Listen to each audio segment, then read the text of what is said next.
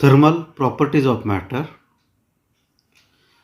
Thermal related to the heat and its properties. Thermal या शब्दाचा अर्थ उष्णतेशी रिलेटेड आणि उष्णता आणि त्याचे काही गुणधर्म काय असतात याचा अभ्यास याच्यामध्ये आपल्याला करायचा. Physical quantities in mechanics or related to the mechanical properties can be expressed in terms of length, mass and time. म्हणजे अशा भौतिक राशी ज्याला फिजिकल क्वांटिटी आपण म्हणतो हे मेकॅनिक्स म्हणजे जिथं मशिनरी किंवा इतर गोष्टी येतात त्या ठिकाणी ह्या कशामध्ये दाखवल्या जातात, एक तर लेंथ, मास आणि टाईम या 3 क्वांटिटीमध्ये दाखवल्या जातात. When we say the body or water is hot, we actually mean that its temperature is more than our hand. आपण जर म्हणतो एखादी वस्तू गरम आहे किंवा थंड आहे ते कशावरून आपण हात लावून पाहतो आणि सांगतो. म्हणजे आपल्या हाताच्या तुलनेत त्याची उष्णता किती आहे, टेम्परेचर किती आहे त्यानुसार आपण त्याचं अर्थ लावतो. जर आपल्या हातापेक्षा वस्तू गरम लागली तर आपण तिला गरम बॉडी म्हणतो आणि आपल्या हाताच्या टेम्परेचरपेक्षा जर ती थंड लागली तर तिला म्हणतो आपण थंड वस्तू. In this way, we can only compare the hotness or coldness of two objects qualitatively. इथं आपण प्रत्यक्ष मोजमाप केलेलं नाही, किती तापमान आहे किंवा कितीने थंड आहे याचं कुठल्याही अंकामध्ये आपण सांगितलेलं नाही, म्हणून याला क्वालिटेटिव्हली म्हटलं जातं. नुसतं आपण तुलना करून सांगणं. The precise temperature of a body can be known only when measured quantitatively. प्रत्यक्ष आपण अंकाने ज्या वेळेला ते तापमान सांगू 2 डिग्री आहे, 10 डिग्री आहे, 20 डिग्री आहे, 15 डिग्री आहे किंवा -40 आहे त्यावेळेला म्हणून आपण त्याला क्वांटिटेटिव्ह मेजरमेंट, त्याला प्रिसाइज टेम्परेचर मेजरमेंट असंही म्हटलं जाईल. For quantitative measurement of the temperature we required one device and we are using the device known as a thermometer. म्हणजे प्रत्यक्ष आकडेवारीत आपल्याला त्याचं तर उष्णता सांगायची असेल किंवा ते तापमान सांगायचं असेल तर आपल्याला एखाद्या साहित्याची गरज पडते आणि ते साहित्य त्याला आपण म्हणतो thermometer. Heat when two bodies at different temperature are brought in contact, they exchange heat. After sometimes heat transfer get stopped. We say two bodies are in thermal equilibrium. म्हणजे दोन वस्तू एकमेकाच्या संपर्कात ठेवल्या, एक उष्ण आणि एक थंड, तर उष्ण वस्तू करून उष्णता ही थंड वस्तूला मिळत जाते आणि काही कालावधीनंतर दोघांचं तापमान हे सारखं होतं, टेम्परेचर कॉन्स्टंट होतंच. मग या केसमध्ये हॉट वस्तूकडून कोल्ड वस्तूकडे टेम्परेचर जात नाही, कारण की उष्णता जात नाही, कारण दोघांचं तापमान सारखं झालेलं असतं. आणि ज्यावेळेला दोघांचं तापमान सारखं असेल त्यालाच म्हणलं आपण थर्मल इक्विलिब्रियम. थर्मल इक्विलिब्रियम याचाच अर्थ temperature of both bodies is same. Next, temperature. It is a physical quantity. ही एक भौतिक राशी आहे. It defines the thermodynamic state of a system. सिस्टीमची स्टेट सांगतं, अवस्था सांगतं. म्हणजे वस्तू गरम आहे का थंड आहे हे सांगायचं काम कोण करतं, तर टेम्परेचर. उदाहरणार्थ, glass of ice cold water kept on a table for a few minutes, water worms out. म्हणजे थंड पाण्याचा ग्लास जर तुम्ही टेबलावर काही वेळ ठेवून दिला तर त्यानंतर हळूहळू त्याचं तापमान वाढलेलं तुम्हाला दिसून येतं, म्हणजेच ते थंड पाणी गरम झालेलं आढळून येतं. याच्या उलटं, glass of hot T kept on table for few minutes, T cools down. म्हणजे चहाचा कप, गरम चहाचा कप जर तुम्ही टेबलवर ठेवून दिला तर काही वेळानंतर तो चहा थंड झालेला तुम्हाला दिसून येईल. म्हणजेच गरम चहाची उष्णता ही वातावरणात निघून जाते आणि हळूहळू तो चहा थंड व्हायला लागतो. The particle of any solid vibrate about their mean fixed equilibrium position. Therefore they possess kinetic energy. म्हणजे एखादा सबस्टन्स जर घेतला तर त्याच्यातील प्रत्येक पार्टिकल हा त्याच्या मेन पोझिशनपाशी व्हायब्रेट होत असतो, वर खाली असा हलत असतो. त्याला म्हणलं जातं व्हायब्रेशन अबाउट फिक्स्ड पोझिशन. हा पार्टिकल व्हायब्रेट होतो तसा इथलाही पार्टिकल असं व्हायब्रेट होतो, हालचाल करत असतो. हालचाल करतो म्हणजे त्याच्यावर काय असली पाहिजे तर kinetic energy. The particle possesses potential energy due to the atomic forces. These forces hold the particle together at some mean fixed position. म्हणजे हा पार्टिकल इथंच आहे, फक्त तिथं जागेवर अशा उड्या मारतो. हा पार्टिकल इथेच आहे, जागेवर उड्या मारतो. पण या दोन पार्टिकलमध्ये काहीतरी फोर्स ऑफ अट्रॅक्शन जो प्रेझेंट असतो, त्यामुळे यांची जागा बदलत नाही. हा इथून निघून इकडं जात नाही, हा इथून निघून इकडं जात नाही, किंवा हा इथून निघाला आणि इथं गेला आहे असं होत नाही. यांच्या जागा फिक्स राहतात यांच्यामध्ये असणाऱ्या ॲटॉमिक फोर्स ऑफ अट्रॅक्शनमुळं. आणि मग या फोर्समुळं त्यांच्याजवळ जी एनर्जी असते तिला म्हणतो आपण potential energy. When heat is supplied to the solid, the particle of a solid vibrate with a higher energy, and we can say that temperature of solid increases. म्हणजे ज्यावेळेला आपण याला गरम करायला लागतो म्हणजे हा पार्टिकल काय करतो, थोडं जास्त व्हायब्रेशन करतो, म्हणजे वर खाली थोडा जादा होतो, तर हा पार्टिकल वर खाली जास्त व्हायला लागतो. म्हणजे याची उष्णता याला मिळाल्यामुळं याचं व्हायब्रेशन वाढतं, आणि याचं व्हायब्रेशन वाढतं म्हणजे याचं तापमान इन्क्रीज झालेलं असतं, वाढलेलं दिसून येतं. The temperature is therefore a measure of kinetic energy. म्हणजे इथं टेम्परेचर काय आहे, त्याचं व्हायब्रेशन वाढले म्हणजे याचं तापमान वाढलं आपण म्हणतो, म्हणजे त्याची कायनेटिक एनर्जी काय झाली तुमची इन्क्रीज झालेली दिसून येते. So temperature is nothing but average measurement of average kinetic energy of atoms or molecules of the body. The greater the kinetic energy, faster the vibration of particle and higher will be the temperature of the body.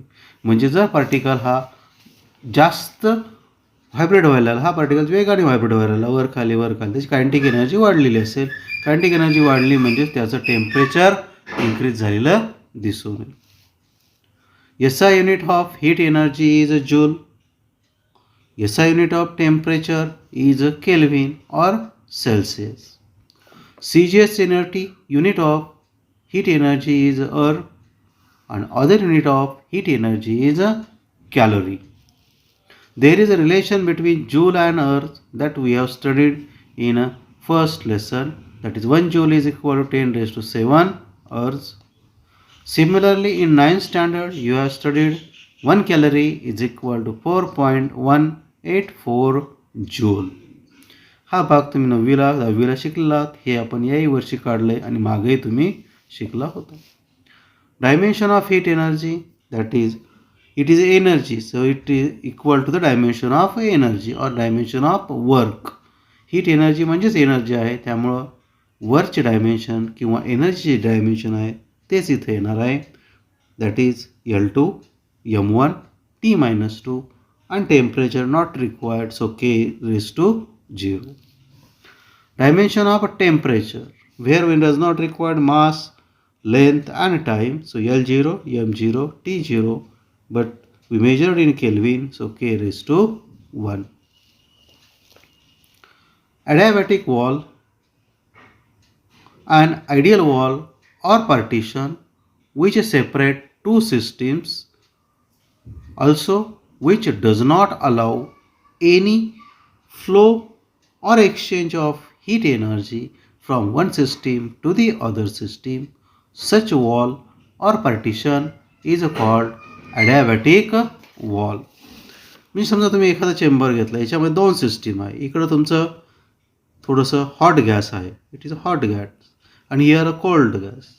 Same gas material in both the chamber, which is separated by this wall, but this wall does not allow this heat energy to go into the cold gases. म्हणजे हे जे wall आहे, ही वॉलची जी hot गॅसची energy cold गॅसला देऊ देत नाही किंवा तिकडे ट्रान्सफर होऊ देत नाही, ही जात नाही, मग या वॉलला म्हटलं जातं adiabatic wall. Second wall, diathermic wall. The wall or partition, generally thin sheet of copper is used, which allow the exchange of heat energy between two system is called diathermic wall. याच्या उलटं समजा आता मी तांब्याचा पत्रा इथे वापरला असता, समजा copper वापरलं असतं, तर हीट एनर्जी या कॉपरला मिळाली असते आणि कॉपरची हीट एनर्जी या गॅसला मिळाली असते. म्हणजे ही हीट एनर्जी इकडं ट्रान्सफर झाली असते, गेली असते इकडून इकडं. पहिल्यांदा हा कॉपरचा पत्रा गरम झाला असता आणि तिकडून मग ती थंड याला मिळाली असते. मी transfer of heat energy takes place. या सिस्टीममधून या सिस्टीममध्ये उष्णतेचं वहन झालं असतं. आणि अशा वेळेला ही जी वॉल आहे तिला म्हणलं जातं diathermic wall. To measure the temperature of our body we keep a thermometer in our mouth. The transfer of heat energy from our body to the thermometer takes place. After some time, thermometer and our body are in thermal equilibrium. The transfer of heat get stopped. म्हणजे आपल्या बॉडीचं तापमान करताना आपल्या बॉडीचं temperature जर मोजायचं असेल तर आपण काय करतो, थर्मामीटर आपल्या तोंडात ठेवतो, जिभेखाली धरतो. यावेळेला काय होतं, आपल्या बॉडीचं टेम्परेचर हे थर्मोमीटरला मिळतं. म्हणजे आपल्या बॉडीकडून तापमान हे थर्मोमीटरमधील मर्क्युरीकडं ट्रान्सफर होत राहतं. ज्या वेळेला आपल्या बॉडीचं टेम्परेचर आणि थर्मोमीटरचं टेम्परेचर सारखं होईल त्यावेळेला आपल्या बॉडीकडून थर्मामीटरमधील मर्क्युरीला कुठलीही उष्णता मिळणार नाही. म्हणजे ते टेम्परेचरच्या दृष्टीने दोघं सारखे झालेले असतील. म्हणजे आपल्या बॉडीचं टेम्परेचर आणि थर्मामीटरचं टेम्परेचर त्या ठिकाणी सारखं झालेलं असेल आणि म्हणूनच त्याला म्हणलं जातं थर्मल इक्विलिब्रियम. आणि मग त्या केसमध्ये तुमची हीट ट्रान्सफर आता होत नाही, स्टॉप झालेली असते. आणि हे टेम्परेचर मोजायला आपण जे साहित्य वापरतो त्यालाच म्हणतो आपण थर्मोमीटर. मग थर्मोमीटरवर आपण जे काही मोजतो, मेजरमेंट करतो, त्या मेजरमेंट करताना जे काही स्केल आपण वापरतो, जसं लांबी मोजायची असेल तर आपण पट्टी वापरतो सेंटीमीटरमध्ये किंवा मीटरमध्ये. तसं तापमान मोजण्यासाठी आपल्याला कशा तरी स्केलची गरज आहे आणि ते स्केल्स आता आपल्याला बघायचे आहेत. To measure the temperature we required certain scale. Just like for measuring the length we are using centimeter or meter as a scale. For measuring a mass, we are using the kilogram or gram as a scale. Now we use to measure the temperature. First we use Celsius. It is also called as centigrade. Centigrade is an old name. Now we are using the Celsius name. A temperature at which pure ice melt at 1 atmospheric pressure is considered to be 0, and a temperature at which pure water boils at 1 atmospheric pressure is considered to be 100, and 100 division mark in between these 2 points. Each division is 1 centigrade और 1 Celsius. म्हणजे काय केलं जातं, तर हा glass घेतला आहे, याच्यामध्ये मर्क्युरी भरलेला आहे इथपर्यंत. ज्या वेळेला इथला हे आईसमध्ये बुडवलं जातं, केप्ट इन आईस, आणि हा ज्या वेळेला मेल्ट व्हायला लागतो, आईस वितळायला लागतो, त्यावेळेला जे टेम्परेचर असतं त्याला 0 म्हटलं जातं. याला उष्णता देणं तुम्ही चालू ठेवता. मग हे पूर्ण मेल्ट झाल्यावर याचं पाण्याचं तापमान वाढायला लागतं, हळूहळू तो बॉईल व्हायला लागतो. ज्या वेळेला हा बॉईल होईल, उकळायला लागेल, त्यावेळेचं याचं टेम्परेचर असेल त्याला 100 म्हटलं गेलं, जे वर गेलेलं असेल मर्क्युरी. आणि याच्यामध्ये 100 इक्वल पार्ट्स केलेले असतात आणि याची प्रत्येक पार्टला म्हटलं जातं 1 डिग्री सेल्सिअस. जे आता एक्सप्लेन केलं तेच परत एकदा डेफिनेशनच्या रूपात. Celsius scale. The ice point is marked as 0 and the steam point is marked as 100. Ice point म्हणजे बर्फाचं थंड तापमानाचा 0 म्हटलं आहे आणि ज्यावेळेस वाफ तयार होईल त्यावेळेला 100 म्हटलं आहे. Both taken at normal atmospheric pressure. The interval between these 2 points is divided into 100 equal parts. Each division is known as degree Celsius. म्हणजे बर्फाचं टेम्परेचरला 0 म्हटलं आहे आणि जिथं वाफ होते पाणी उकळायला लागतं त्याला 100 म्हटलं आणि या 0 आणि 100च्या मध्ये 100 इक्वल पार्ट्स केले, सारखे भाग केले, तर प्रत्येक भाग हा म्हणजे तुमचा 1 डिग्री सेल्सिअस. तसं दुसरं एक स्केल आहे ज्याला आपण म्हणतो Fahrenheit scale. So Fahrenheit scale, ice point is mark as 32. म्हणजे बर्फाचं जे तापमान आहे त्याला आता 0 न म्हणता मी 32 म्हणणार. आणि steam point is mark as 212. Both taken at normal atmospheric pressure. आपण बॉइलिंग पॉईंटला काय म्हटलं होतं किंवा स्टीम पॉईंटला काय म्हटलं होतं 100. इथं 100 न म्हणता 212 म्हणणार. The interval between these points is divided into 180 equal parts. मग याच्यातील जे काही मधला भाग आहे तो 180 इक्वल भागामध्ये आपण डिव्हाइड करणार आणि each division is known as degree और 1 डिग्री फॅरनहाइट. प्रत्येक भागाला आपण 1 डिग्री फॅरनहाइट असं म्हणणार आहोत. म्हणजे आईस पॉईंटला 0 न म्हणता 32 आणि बॉइलिंग पॉईंटला 100 न म्हणता 212 म्हणून त्याच्यामधला भाग हा 80 इक्वल पार्ट्समध्ये डिव्हाइड केला आणि त्यावेळेला प्रत्येक भाग हा 1 डिग्री फॅरनहाइट या पद्धतीने मेजर केला जातो. So relation between above scale is, that means relation between Celsius scale and Fahrenheit scale is TF minus 32, that is Fahrenheit temperature minus 32 divided by 180 equal parts is equal to TC, the temperature in Celsius scale divided by 100. If you solve it, then you get the other equation. TF is equal to 9 by 5 TC plus 32. तर तुम्ही असे लक्षात ठेवा किंवा असं लक्षात ठेवा.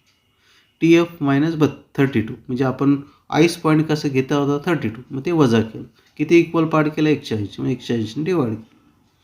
TC ice point आपण 0च म्हणला होता म्हणून TC मायनस 0 लिहायची गरज नाही. सो TC आणि किती डिवाइडमध्ये डिवाइड केलं होतं 100मध्ये म्हणून 100. In a thermometer most commonly use a liquid as mercury and alcohol. थर्मामीटरमध्ये शक्यतो मर्क्युरीच वापरलं जातं पण काही केसमध्ये अल्कोहोलसुद्धा वापरलं जातं. हे का वापरतात? Because they remain in a liquid state over a wide range. खूप कालावधीपर्यंत लिक्विड स्टेटमध्ये राहतं. मर्क्युरी जे आहे त्याचा फ्रीजिंग पॉईंट -39 डिग्री सेल्सिअस आहे आणि बॉइलिंग पॉईंट हा 357 डिग्री सेल्सिअस. म्हणजे एवढ्या मोठ्या रेंजमध्ये हा लिक्विड अवस्थेत राहतो. याच्या खाली गेला तर हा सॉलिडमध्ये जाईल, याच्या वर गेला तर वेपर स्टेटमध्ये जाईल. तसंच अल्कोहोलच्या बाबतीत it's freezing point is -115 degree Celsius and boiling point is 78 degree Celsius. म्हणजे हायर तापमान मोजायचं असेल तर अल्कोहोल थर्मोमीटर उपयोगाचा नाही. हा कशासाठी वापरला येऊ शकतो तर लोअर टेम्परेचरसाठी. आणि हायर टेम्परेचर वापरायचं असेल तर मर्क्युरी थर्मोमीटर आपल्याला गरजेचा आहे. Thermometer depend on the change in volume of a liquid with temperature. म्हणजे तापमानानुसार त्या लिक्विडमध्ये किती व्हॉल्यूम बदलतं याच्यावर मुख्यतः थर्मोमीटर तुमचा अवलंबून असतो. म्हणजे थोडं तापमानाचा बदल झाला की व्हॉल्यूम जास्त इन्क्रीज झाला पाहिजे. Resistance thermometer uses the change of electric resistance of a metal wire with a temperature. Resistance थर्मोमीटरमध्ये काय वापरलं जातं तर तापमानानुसार त्या रेजिस्टन्सचा त्या मटेरियलचा रेजिस्टन्स कसा बदलतो त्यानुसार हे थर्मोमीटर यूज केलं जातं. तापमान बदललं तर मेटलचा रेजिस्टन्स चेंज झाला पाहिजे, वाढला पाहिजे. थर्मोमीटरचा तिसराही प्रकार आहे ज्याला म्हणलं जातं thermocouple. It is also used to measure the temperature. Thermocouple हे टेम्परेचर मेजर करण्यासाठी वापरलं जातं. थर्मोकपलमध्ये काय असतं? Thermocouple is a junction of 2 different metals. दोन मेटल एकत्र जोडून हे तयार केलेलं असतं. Example, copper and iron join together. Copper आणि आयर्न एकत्र जोडून त्या दोन पट्ट्या तापून त्याच्यातील टेम्परेचर डिफरन्स बघितला जातो आणि ते जे साहित्य असतं त्याला म्हणलं जातं thermocouple. Fourth device to measure the temperature is known as a thermistor. चौथा जो प्रकार आहे तो थर्मिस्टर आहे.